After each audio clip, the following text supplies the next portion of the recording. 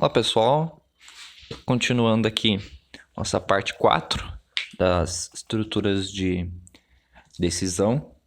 Vendo um pouquinho, a gente estava terminando de ver da parte de seleção encadeada, que a gente pode fazer ali uma estrutura, no caso, que eu escolho uma decisão, tenho dois caminhos para seguir, depois tenho uma nova decisão, mais dois ou três caminhos e assim vai. A gente vai criando meio que uma árvore de decisão aqui. No caso, que eu tenho vários caminhos para seguir por onde passar. A gente viu esse aqui com o salário, que tinha três opções. Primeiro menor que 500, depois aqui entre 500 e 1.000 e depois maior que 1.000. Cada um tem um reajuste ou uma opção ali para ser feita.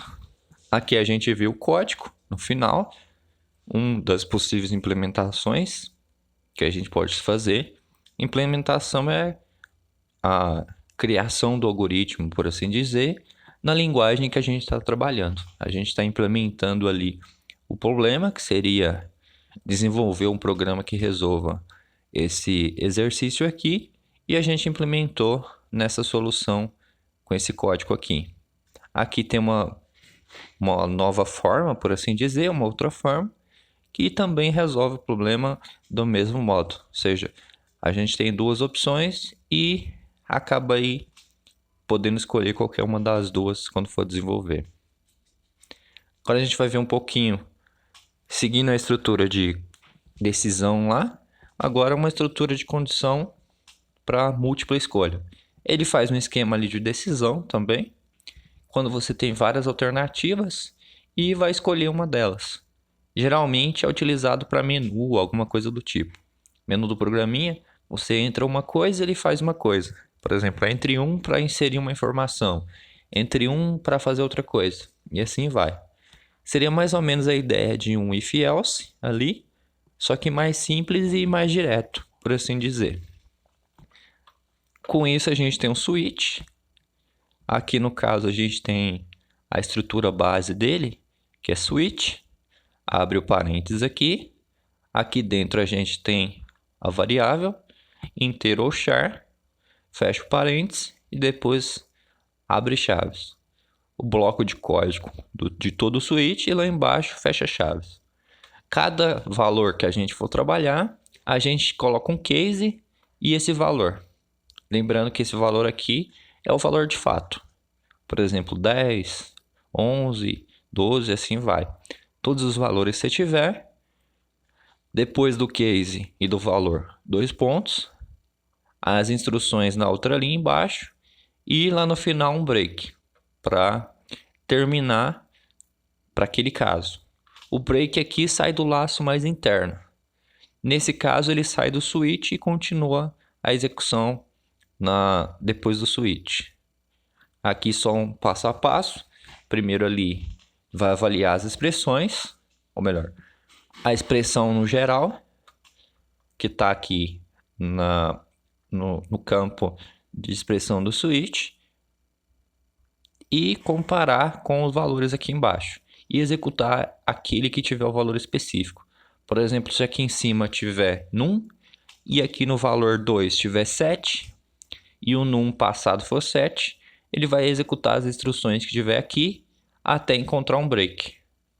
Se não tiver o break aqui no caso de valor 2, que seria o nosso valor 7, ele vai continuar executando até encontrar um break ou terminar o switch. Ele continua a execução. Ali no caso, a gente tem todos os cases que precisar. Logo depois do valor específico, a gente coloca 2 pontos. E não é necessário utilizar o abre e fecha chaves ali para definir o começo do case e o final. Que seria mais ou menos o esquema de um if ali. Por exemplo, eu poderia trocar esse case valor 1 aqui por if a expressão, a variável que tiver aqui em cima, por exemplo, num, igual a valor 1, execute isso aqui, e depois aqui nesse aqui outro aqui, de valor 2, seria um if else, aqui outro if else, e aqui embaixo, no padrão aqui, que é o último deles, seria um default. O padrão aqui embaixo seria um else. Aí a gente pode fazer mais ou menos a execução, logo na sequência de um carinha desses. Ele vai comparar o valor, executar o caso específico, até encontrar o break. Se não, ele executa o default aqui, que seria o padrão, ou aquele que não encontrar nenhum caso. Você precisa colocar o break se você quiser que ele execute só um desses casos. Ou ele vai executar o caso até encontrar o break. Se você esquecer de colocar o break ali, ele vai continuar executando todas as instruções que tiver em sequência. E o padrão ali, ou default lá, é opcional. Seria mais ou menos a ideia de um if, que você precisa ou não colocar o else. É opcional colocar o else. Se você precisar, no caso, colocar um else, você coloca. Se não, você não precisa. Aqui no default, geralmente você coloca aquela mensagem ou informação lá para falar que a entrada não foi válida ou alguma coisa que não pode continuar. Sei lá, não pode fazer a divisão porque o divisor é por 0, ou a entrada lá do menu está um número que não está configurado, não tem aquela opção não existe. Aí você coloca lá no default. Aqui a gente tem um exemplo, switch num. Antes desse switch aqui, poderia colocar, por exemplo, para o usuário digitar um número e logo na sequência teríamos os cases aí, ou casos, para ser trabalhados. Por exemplo, ali no case 1, ele imprimir que o número é igual a 1 e encontrar o break. E assim terminar e sair do switch. Ou seja, o break ali sai do laço mais interno ou da execução de bloco de código mais interna, que no nosso caso ali é o switch. Assim, se o num fosse 6, por exemplo, ele ia lá no default, imprimia que o número não era válido e saía. Lá na comparação, você pode fazer até uma operação se quiser. Ali, por exemplo, está somando num com 0. Mas poderia fazer, por exemplo, dividir um num por 2. Ou somar 10 nele, qualquer coisa do tipo. Esse exemplo acaba sendo um exemplo muito simples, mas vamos brincar um pouquinho com esse cara aqui. E eu só copiei ele aqui nesse arquivo SW, só para agilizar um pouquinho para a gente. Aqui tem o include da biblioteca, nossa int main. Eu tenho apenas uma variável num aqui. Peço para o usuário digitar um número e coloco ele em num. É o mesmo que está aqui no switch. Começa o switch e ele termina cá embaixo. Coloquei linha para separar a galerinha aí. Aqui no num do switch ele vai testar o valor de num. Se o valor for 1, ele imprime igual a 1. Se não, vai aqui para o 2, para o 3, para o 4, para o 5. E lá para o final ele vai para o nosso default aqui. O último não precisa de break, como vocês podem ver aqui.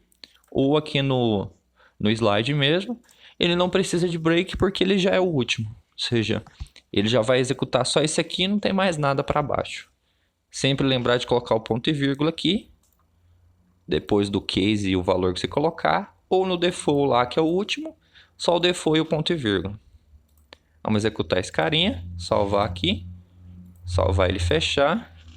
Abrir um terminal. Dar um zoom. Compilar esse cara aqui. SW. Vou salvar ele como sw.out. Executar agora sw.out. E eu vou colocar como número lá 3, por exemplo.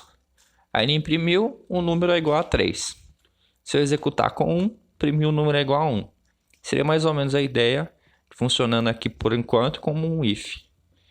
Para ficar interessante, eu vou vir aqui, comentar todas as linhas que tem break. Salvar. Compilar de novo. E digitar 2. Aí ele imprimiu o número é igual a 2, o número é igual a 3, o número é igual a 4, o número 5 e o número é inválido. Ou seja, ele vai executar até encontrar um break. Se eu descomentar o break do 4 aqui, salvar, executar do mesmo jeito, compilar, executar e digitar com 2. Ele vai imprimir que o número é igual a 2, é igual a 3 e é igual a 4. Ou seja, ele vai fazer toda essa sequência para a gente. Eu poderia fazer de um modo diferente, isso aqui, por exemplo, para colocar aqui, Se eu quisesse trabalhar com ele para fazer vários valores, por exemplo, para 1, 2 e 3, ele vai imprimir bom dia. E para 4 e 5 ele vai imprimir boa noite. Eu vou aqui, descomentar esse break, colocar aqui, apagar essa linha, apagar essa outra linha aqui, deixar essa aqui, apagar isso aqui, apagar isso aqui. Aí eu fiquei case 1, não tem nada, case 2 nada, case 3 nada, mas eles estão em sequência.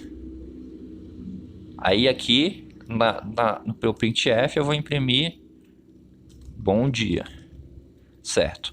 Para o case 4 eu não vou fazer nada por enquanto, mas aqui no case 5 eu vou apagar esse cara aqui e colocar boa noite. É só um testezinho bobo. E aqui no default eu vou colocar até mais, certo? Agora a gente tem um exemplozinho, que ele vai fazer, se eu digitar 1, 2 ou 3, ele vai imprimir bom dia. Se eu digitar 4 ou 5, ele vai imprimir boa noite. Se eu digitar qualquer outro valor, ele vai imprimir até mais. Salvar aqui, fechar ele, compilar ele aqui, executar, por exemplo, 3. Opa, faltou executar ele aqui. 3, bom dia. Se eu colocar 4, boa noite. Se eu colocar 9, até mais. Dessa ideia facilita bastante para a gente quando é um esquema de escolha. Poderia ser um esquema de menu, por exemplo. Por exemplo, digite 1 para mostrar o dia de hoje, a data. Digite 2 para inserir um usuário. Digite 3 para soma, por exemplo. Eu posso pedir um programinha para vocês para criar uma calculadora no terminal. Aí vocês criam um menuzinho aqui, de switch, por exemplo.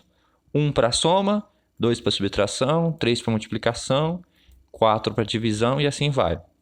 Aí na hora que ele entrar aqui no case, aí você faz, por exemplo, para soma. Eu vou ter num 1 mais num 2. E eu guardo isso em um resultado, por exemplo. Em um result. E lá no final, ele imprime o result. Imprime esse result aqui. Só um exemplozinho dá para fazer com esse cara. Aí cada um desses caras aqui tinha opção e eu precisaria colocar aqui um break. E aqui, por exemplo, para facilitar o entendimento, poderia colocar aqui opção de soma da calculadora. Se fosse, por exemplo, no caso, o código de fato de uma calculadora. A gente pode voltar aqui. Pode fazer por letra, por exemplo. Funciona também. Por int e por char. Aqui no caso é mais ou menos aquela mesma ideia, só que agora por letra. No caso ele testa, se a letra for A, ele imprime A, B e assim vai. E tem os break, o último lá embaixo, o nosso default, para colocar. A gente aqui tem os exemplozinhos. Nesse primeiro, faça um programa que leia do teclado os valores reais A, B e C da equação de segundo grau. A gente tem aí ax ao quadrado mais bx mais c igual a zero. Depois calcule e escreva na tela as raízes da equação. Aí a gente tem algumas condições para trabalhar. Se A for igual a zero, então escreva não é equação de segundo grau. Nosso primeiro teste é testar se o A é igual a zero. Se o A for igual a zero, eu não preciso fazer conta nem nada. Eu já vou ali e testo o A é igual a zero, já imprimo que não é equação de segundo grau e termino o código. Delta é menor do que zero. A equação não possui raiz. Eu calculo o delta da minha expressão da minha equação de segundo grau. Se o delta for menor que zero, quer dizer que não possui raiz, então não preciso continuar. Se o delta for igual a zero, então a equação possui uma raiz. Se o delta for maior que zero, a equação possui duas raízes. Eu posso imprimir essas informações aqui e para o delta igual a zero e delta maior que zero, eu posso calcular no caso, as raízes para o meu resultado. Eu posso utilizar aqui o include math para facilitar a minha vida, ou eu posso desenvolver uma funçãozinha para calcular esses caras. Mas com o math aqui facilita bastante. Aqui no caso, incluindo math, que seria matemática aí, eu lá no mesmo esquema do include aqui do include que a gente tem do stdio, eu coloco aqui no mesmo lugarzinho embaixo aqui o include math. Com isso eu consigo utilizar aqui o sqrt, que aqui quer dizer square root ou raiz quadrada em inglês. Ele vai calcular a raiz quadrada e retornar para você o valor. Por exemplo, eu calculo a raiz quadrada aqui do b menos 4ac para calcular o delta.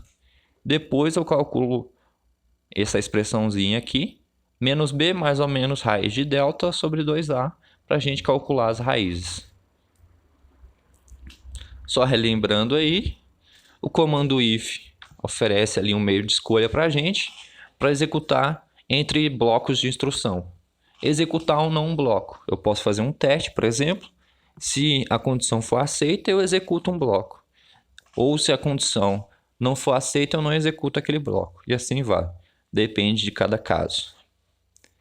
A gente tem o operador aí condicional ternário, que facilita ali a gente 3 opções.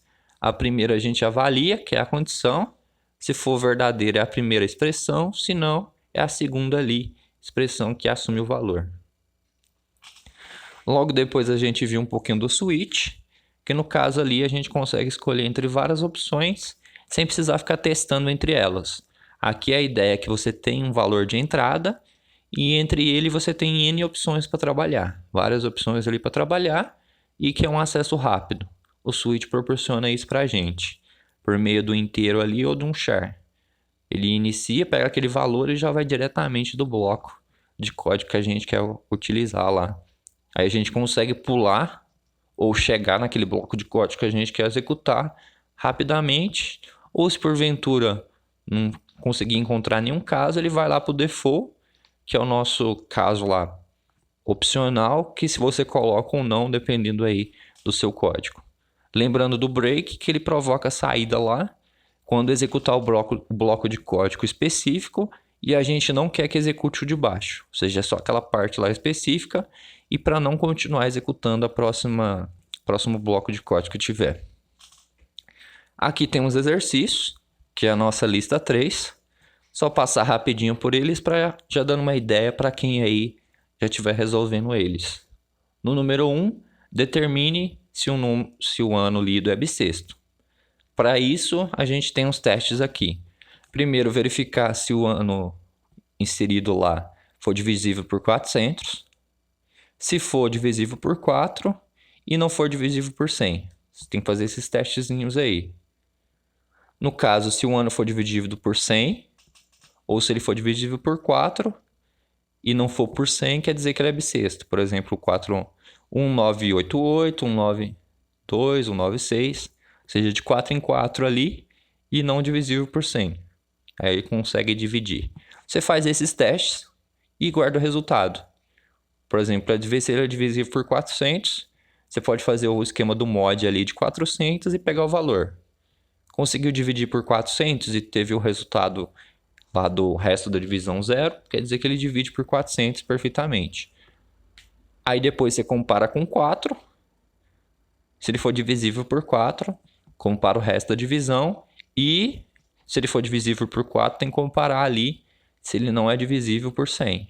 Ele pode ser por 4 e divisível por 100 também, mas aí ele não é bissexto. Tem que comparar com ele ali, verificar esse i aqui também. No 2 aqui, faça um programa que receba a altura e o sexo de uma pessoa e calcule e mostre o peso ideal, utilizando as fórmulas abaixo ali. No caso, é só aproveitar a fórmula e colocar o resultado. Primeira coisa, ler o sexo ali para saber qual forma vai utilizar. E depois utilizar a fórmula específica.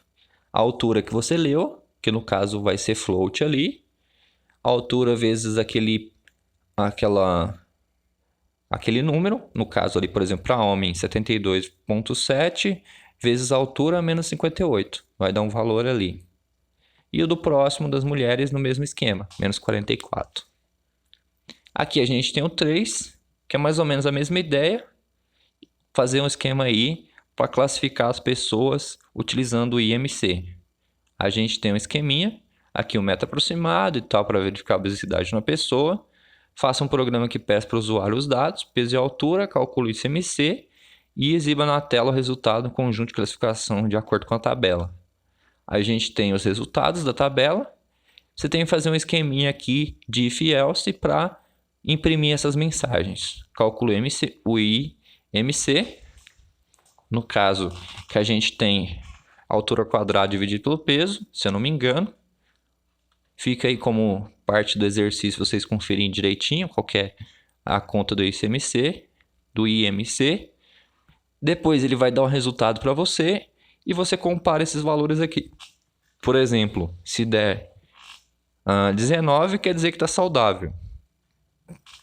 Aí lá, você imprime lá, por exemplo, IMC igual a 19 e na frente imprime saudável. Por exemplo, status ou situação, classificação saudável.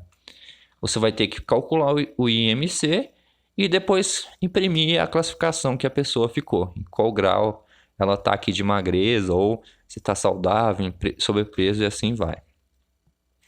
Aqui a gente tem o exercício 4, que ali para verificar a concentração de álcool em uma pessoa, que no caso aqui ele pega a quantidade de álcool do sangue para determinar no momento lá.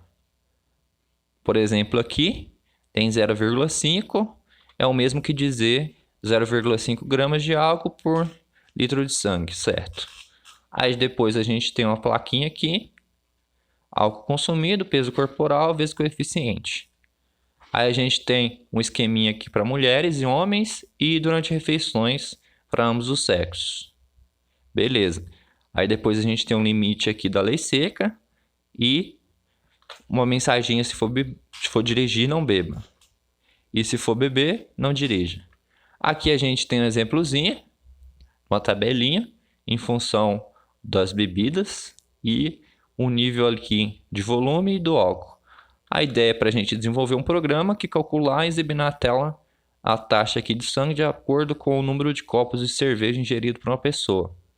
No caso aqui, a cerveja, você pode ser, no caso, o número de copos ou a quantidade aqui, latas de cerveja, assim vai. No caso, 350 ml, dá um teor alcoólico aqui de 5%, quantidade de álcool no teor, gramas de álcool e no esquema da dose ali. A ideia é verificar quantos copos ali, quanto que aumentou ali no grau, se passou lá o grau de álcool no sangue. Pode fazer uma classificação aqui em função desse carinha aqui. Se está sóbrio, se está ali quantidade alta, se está em, por exemplo, euforia, eufórico, ou se chegou nos casos mais complicados, por assim dizer. Aqui a gente tem o exercício 5. O número 3025 tem uma propriedade interessante, certo? 30 mais 25 é igual a 55 e 55 ao quadrado é igual a 3025. Legal. Agora pede para a gente, faça um programa para ler um número de 4 algarismos e dizer se ele possui essa propriedade ou não. Qual o número? 3025, aqui tem um exemplo.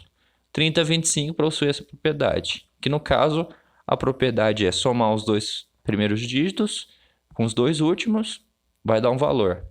Eleve esse valor ao quadrado se for igual ao valor que iniciou. Se for, beleza. Por exemplo, 3025 não possui, já 9801 possui essa propriedade.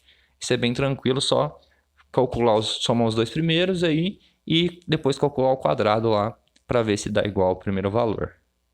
Aqui a gente tem um exercício 6 para pegar as notas de 3 provas e o número ali das aulas para os alunos e faltas. No final a gente tem que dizer aqui se o aluno foi aprovado ou não. No caso, para ele ser aprovado, a nota total tem que ser 60 ou mais e se não tiver faltado mais que 25% das aulas. Aqui a gente tem um exemplo, por exemplo, notas 20, 30 e 30, número de aulas 30, número de faltas 4, nota final 80, faltas 13%. No caso aqui a gente vai pegar esses valores, os 3 primeiros valores, No caso, notas, número de aulas, número de faltas e calcular o resto. Calcular a nota final, que é a soma apenas, e a porcentagem de faltas, que no caso aqui é a porcentagem daqui das faltas dos alunos. Ou melhor, da falta do aluno. Número de aulas, 30. Quantas que ele faltou? 4. Então deu 13%. A nota está acima de 60, beleza? E a porcentagem de faltas está menos que 25, então foi aprovado.